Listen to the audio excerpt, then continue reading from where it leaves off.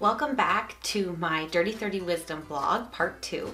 For those who missed the first part, you should definitely check it out, but I learned in my 29th year, which was a complete shit show, that you need to live like every day is your last, love like every day is your last, and always give more than you get. And make sure that you forgive yourself for all the past things you might have done not exactly the way you wish you had. Now in this blog, I'm going to be describing my life lessons that I learned from surviving Canada's worst natural disaster. For those of you who don't know, I live in a city called Fort McMurray in Alberta, Canada. And in May of this year, we had a wildfire sweep through the city. We had to evacuate 88,000 people, and we were evacuated from the city for a month. When something of that magnitude happens to you, there's so much wisdom that can be taken. Unfortunately, at first, I was just like way too stressed to even begin to look at that. But once I returned home, returned to my job, and kind of got a new sense of normal, I was able to go back and start to digest all the things that happened and everything that I gained and learned from that situation. Now, definitely the first lesson that I learned had to do with the kindness of strangers. When I was evacuating the city, there were tanker trucks along the sides of the roads with free gas, free water. We were taken care of from everyone. It was unbelievable. And I was in such a raw, vulnerable state at that time, and I just remember that kindness warmed my heart so deeply and in such a profound way. I will forever be grateful for people that I will never meet and I will probably never know, but they did so much for us, and it was huge.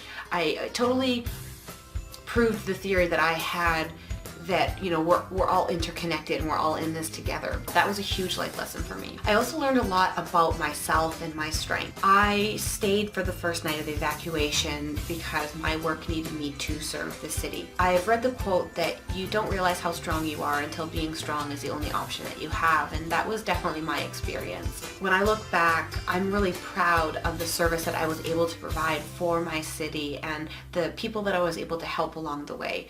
And it was really interesting to see what I was capable of and the stress that I was able to endure for that short period of time. During the evacuation, I learned a lot about grief, because even after we returned, I found there was a lot of things to grieve. I mean, there were a lot of people that lost their homes, and fortunately I wasn't one of those people, but I still had to grieve the loss of my city. I had to grieve the loss that everyone else had suffered.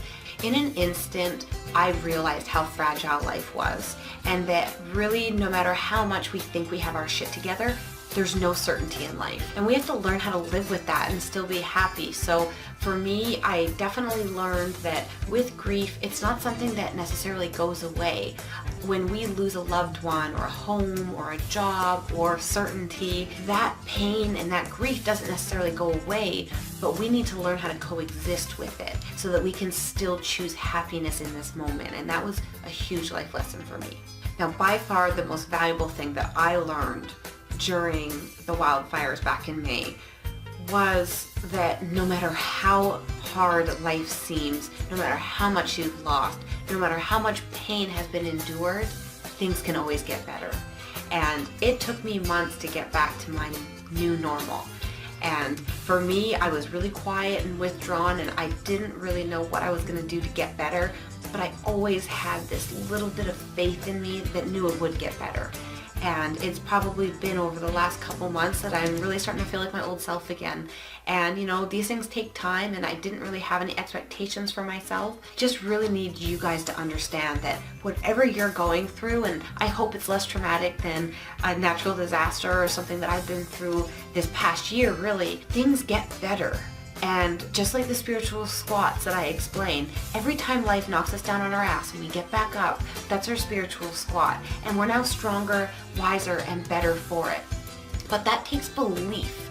We need to believe that everything happens for a reason, and that every experience, even the really painful, uncomfortable ones, they serve us, and they're making us better if we allow them to. So whatever you're going through, maybe you're having a hellish year just like me, but just know that at the end of the day, you will survive this. You've survived 100% of the obstacles that have been in front of you thus far in your life, and that's one hell of an average. You're gonna survive this, and you're gonna be better for it, I promise you. So keep your chin up and keep those thoughts positive, and just know that this too shall pass. Tough times don't last, but tough people do. Thanks so much. Make sure to give a big old thumbs up if you enjoyed this vlog. For a free copy of my ebook, Holy Grail Goal Setting, click down below. And while you're there, you might as well check out Confessions of an Ex-Hot Mess, 10 Steps to Beat Stress and Feel Your Best. I think you're going to love it. If you like this week's vlog, you should definitely click up here and check out last week's vlog. While you're at it, click over here and subscribe.